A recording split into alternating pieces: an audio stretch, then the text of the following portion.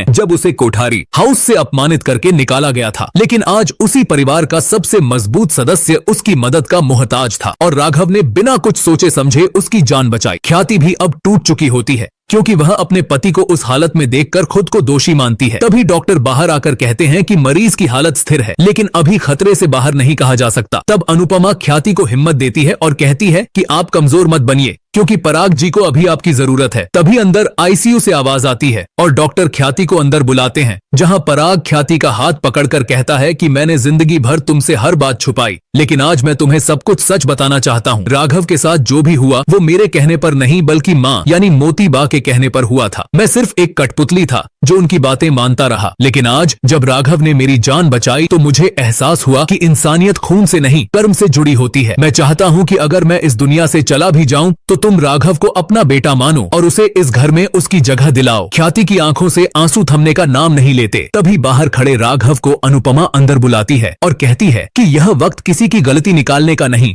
बल्कि रिश्तों को जोड़ने का है। राघव अंदर आता है और पराग की हालत देखकर उसके पास बैठ जाता है। पराग उसकी तरफ हाथ बढ़ाता है और कहता है कि राघव, अगर तुम माफ कर सको तो मुझे माफ कर दो। मैं चाहता हूँ कि मेरी मौत के बाद भी तुम इस परिवार का हिस्सा बने रहो। राघव की आंखें भर आती हैं और वो कहता है कि मैं आपको माफ कर चुका हूँ और आप जल्दी ठीक हो जाइए। इतने में डॉक्टर फिर से आकर कहते हैं कि अब मरीज की हालत में सुधार है, लेकिन उन्हें अभी निगरानी में रखा जाएगा। बाहर खड़े कोठारी परिवार के सदस्य भी ये सब सुनकर भावुक हो जाते हैं और मोती बाधी जो अब तक गुस्से में थी, उनकी आंखों में भी पानी आ जाता है।